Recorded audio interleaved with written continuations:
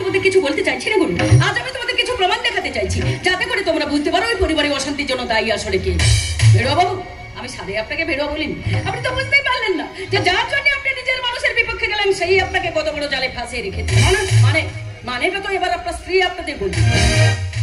দেখুন তো বিদিশা দেবী, একে চিনতে পারছেন কি না? তুমি এখানে? যাক, চিনতে পেরেছেন তাহলে। একে আপনি কোথায় দেখেছেন বিদিশা দেবী? আমি ওকে কোথাও দেখিনি। সে কি, চেনা মানুষকে আপনি কোথায় দেখেছেন মনে করতে পারছেন না? বাবলি, তুই ওকে কোথায় দেখেছিস? বিটঙ্ক সাতটার বাড়িতে। মিথ্যে, সম্পূর্ণ মিথ্যে কথা বলছে। সবটা এই মেয়ে সাজানো। বোন, তুমি ওনাকে চিনলে কি করে? তুমি কি বিটঙ্কের কাছে বন্দিনী হয়েছিল? প্রতি রবিবার মদের আসরে ওরা আমার সাথে নোংরামো করার চেষ্টা করছে, আর ওনাকে আমি ওখানেই দেখেছি।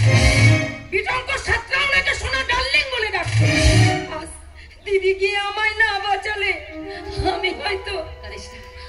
কানিষ্টা বোন, আমি আছি তো নাকি? বড় সাহেব, এই মেয়েটার যাওয়ার কোনো জায়গা নেই।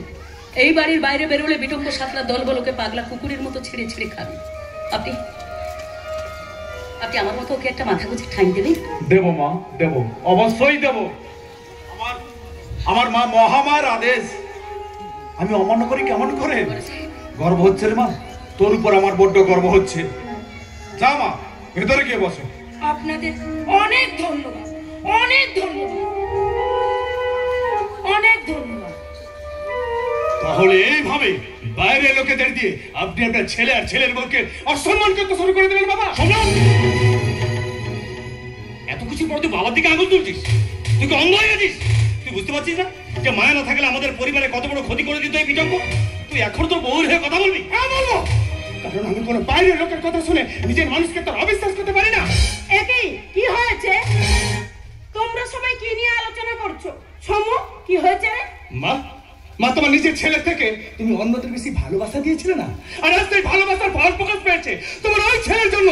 বাবা আজ আমাকে সমস্ত সম্পত্তি থেকে বেদখল করতে চাইছে। একটা বাইরের মিথ্যে প্রমাণের ভিত্তিতে তোমার স্বামী আর ওই ছেলে আমার স্ত্রীকে বেঈমান বিশ্বাসঘাতক বানাতে চাইছে। মানে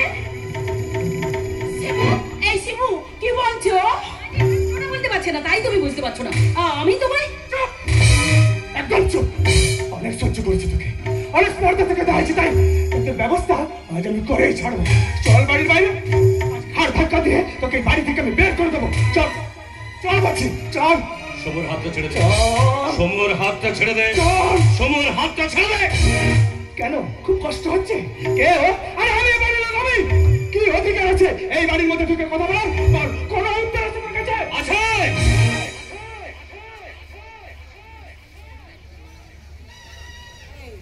উত্তর আছে।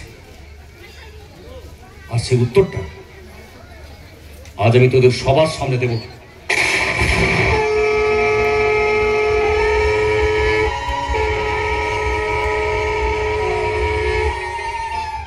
এবার বল, অধিকার আছে কি নেই? বেশ, চলো বিদিশা, আর এক মুহূর্ত আমরা এই বাড়িতে থাকবো না। আজ আমরা এই বাড়ি ছেড়ে চলে যাবো। চলো। না না, শোন, যাস না, শোন। বৌমা, আমার কথাটা যেতে দাও ওনার কমলা। আজ আমাদের বাড়িতে মা মহামায়ার আগমনে সমস্ত পাপ ধুয়ে যাচ্ছে, ওদের যেতে দাও।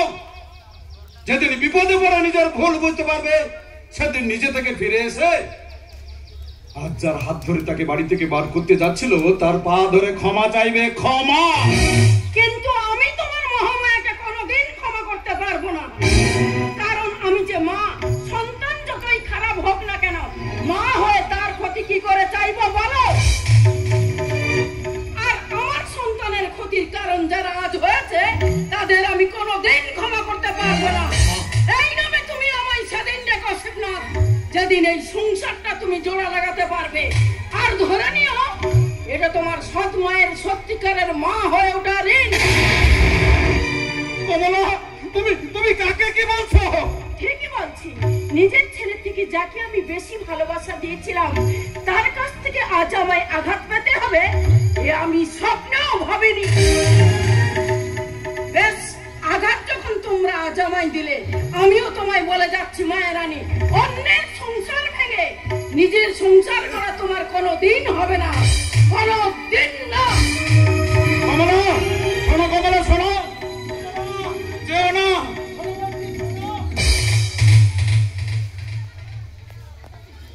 মায়ের কথা কিছু মনে করিস না রে মা, রাগের মাথায় কি থেকে কি বলে ফেলেছে। তোর মায়ের হয়ে আমি তোর কাছে ক্ষমা চেয়ে নিচ্ছি রে মা। বড় সাহেব, আপনার হাত দুটো আমার সামনে জড়ো করবার জন্য নয়, আমার মাথায় রেখে আশীর্বাদ করবার জন্য। আমি কিচ্ছু মনে করিনি বড় সাহেব। না, বড় সাহেব নয়, বাবা বল বাবা, তাহলে আমি বুঝবো তুই কিছু মনে করিস নি। বল বল বাবা, বল বাবা, বল বাবা, বল। বড় শান্তি পেলাম রে মা, এই বুড়ো বয়সে আমার ছেলেটা আজ আমায় বড় শান্তি দিল। ভালো থাকিস রে তোরা, ভালো থাকিস। আমার আশীর্বাদ সব সময় তোদের সঙ্গে থাকবে, সব সময়। কষ্ট পাস না রে বাবা, সব ঠিক হয়ে যাবে, সব সব ঠিক হয়ে যাবে। Proud of you, proud of you, proud of you.